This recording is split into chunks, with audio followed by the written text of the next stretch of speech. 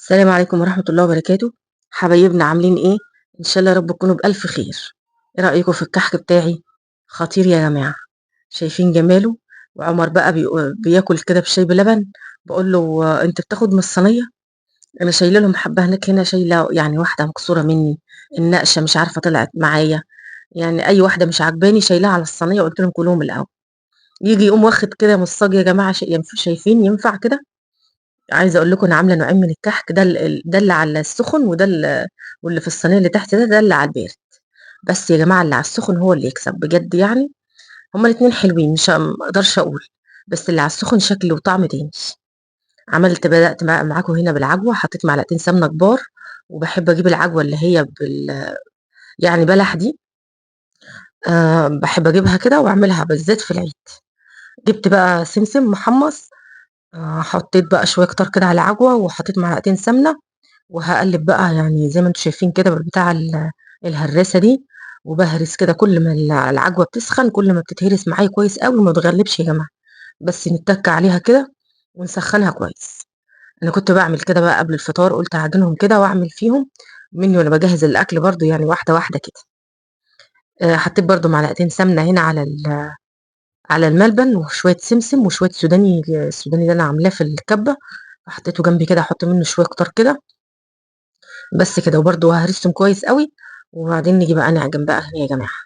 جبت بقى السمنة زي ما قُلت لكم، أنا كنت مسيّحة السمنة كده قبل رمضان ومجهّزة كل حاجة. وباعمل حسابي يعني في الحاجات دي، بنجيب حاجة، حاجة كده. ونبقى ستات كده شاطرين كده إن شاء الله. هي الكَفّة بتاخد معايا كيلو من السمنة. يعني كَفّة الميزان دي كيلو على طول، بس كيلو لازمًا تبقى الكَفّة مليانة كده. توزن بقى معاكِ كيلو بتبقى حلوة. مش عارفة أنا عمّالة أنقّط ليه كده وأدهوِل كده، ما أنا فهاوزن بقى كيلو من السمنة. هاعمل على عجنتين. لإن العجان زي ما قُلت لكم بياخد 2 كيلو 2 كيلو من الدقيق. فهاحط بقى على البارد كده إيه، أحط الدقيق وهاحط البيكنج باودر والخميرة ورشة الملح. وهاحط يا جماعة 4 أو 5 معالق من السكر البودر. عايزة أقول لكم السكر البودر ده بيخلّي له طعم حلو، وفي السِوَى بيبقى حلو أوي. وكمان شكله بيبقى حلو أوي السكر البودر ده في الكحك. بقى لي سنتين باحطه على الكحك. فلأ بيفرق أوي في الكحكاية السكر البودر. أحط بقى كيس من الخميرة وكيس من البيكنج باودر، الكيس على ال2 كيلو. يعني مش لكل كيلو كيس، لأ أنا حاطة كيس ال2 كيلو. كيس باودر وكيس فانيليا بيكنج باودر. هاحط بقى الكيلو السمنة وهابِس كويس أوي، حطيت الكَف. هاقلِّب بس المواد الجافة دي كلها مع بعضها. وبعدين أحط السمنة وأبِس بقى. المكونات جميلة أوي يا جماعة، وما فيش فيه أي حاجة، كحك طالع جميل جدًا. أنا مخلّياه بإيديكِ تخلّيه دايب أوي. وبإيديكِ تخلّيه ناشف حتى لو السمنة واحدة. يعني أنا حاطة نُص كيلو للكيلو ودايب جدًا. ال المَيّة واللبن هُم اللي بيفرقوا في نعومة الكحك. يعني أنا حاطة كوباية واحدة مَيّة للكيلو. أنا حاطة كوباية مَيّة وكوباية لبن. عاملة mix ما بين الاتنين. اللي عاوز مَيّة بس يحط أو لبن بس يحط، فما فيش مشكلة. بس ما نكترش، هي كوباية واحدة للكيلو. هاقلِّب بقى كده شايفين بابِس فيه أوي لغاية ما يبقى عجينة كده. ما تحطّوش على طول المَيّة أول ما يتقلِّب يعني. الكوباية دي بقى هي كوبايتين مليتها كده وأحط نُصّها. وأحط النُص التاني لبن.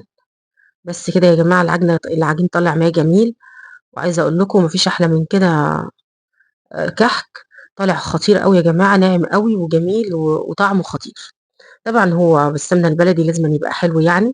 حتى لو في لو نسيتِ حاجة حتى، بس هو بيبقى حلو أوي بالسمنة البلدي. حطيت بقى كوباية من اللبن زي ما قُلت لكم، وكوباية من المَيّة. وهالِم بقى العجينة طالعة معايا خطيرة، وأعمل لها اختبار كده وأشوفها خطيرة.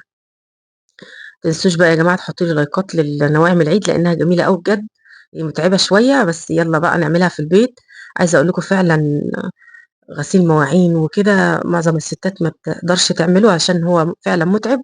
بس لأ بنضافة وجميل أوي في البيت. هاشيل بقى العجينة، وبرضه هانعّمها أوي على إيديّا، بس أمّا آجي أعمل هاحطها في طبق كده وأغطّيها بقى.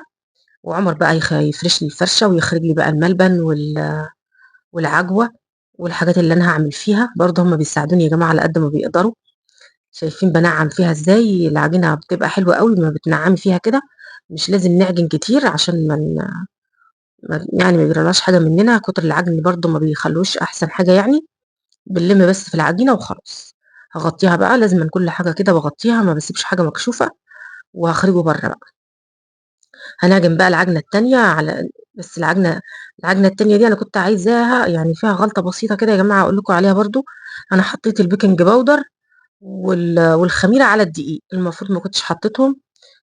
كنت حطيت الخميرة مع اللبن في الآخر خالص أبقى أحطها، بس أنا حطيتها بقى يعني عملت زي الأولاني كله على الناشف كده.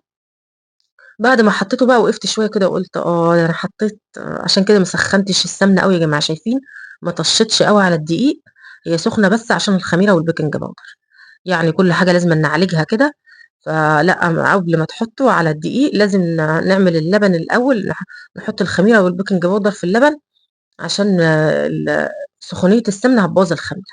فأنا حلّيت يعني المشكلة مش لازم يعني مش مشكلة، وقلّبت بقى شايفين العجنة دي لون العجين والعجنة نفسها مختلفة عن السمنة على البارد. فلأ السخن برضه بيكسب بتبقى ريحته حلوة أوي بجد، وبيقلب ريحة البيت، غير اللي على البارد خالص. فأنا أنصح لأ اللي على السخن حلو يا جماعة. هابِث برضه كده باقلّب في العجينة إزاي، باجيب اللي في الجناب كلّه وبابِث في العجينة دي أهم خطوة، شايفين بتبقى عاملة إزاي، بتبقى عاملة زي العجينة.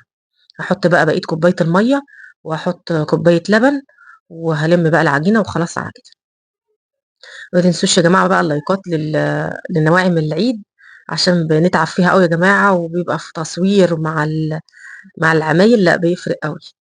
هنخرج برّه بقى نعمل أهم حاجة اللمة دي، وعمر ويوسف بقى يعملوا لي العجوة، وهنفضل بقى نتكلم وكده. أنا كنت عاوزة الحتة دي ما اسجلكوش عليها وتشوفوها كده بنعمل إيه إحنا قاعدين، بس فيها خبط ورزع كتير أوي يا جماعة لأ مش هينفع. هالِم بقى العجنة كلّها، هالِم العجين كده وشايفين العجينة أمّا اتلمِّت وباحب كلّه بقى ينزل في قلب العجين كده ويتقلِّب كويس، أعمل لها اختبار برضه كده شايفين جمالها. هاشيل بقى العجينة وهنخرج بقى برّه. هنعمل بقى وإحنا قاعدين براحتنا كده، العجوة بقى تبقى جاهزة معايا والملبن، وشايفين جمال العجوة ناعمة إزاي والسمنة مع السمسم فارقة معاها أوي.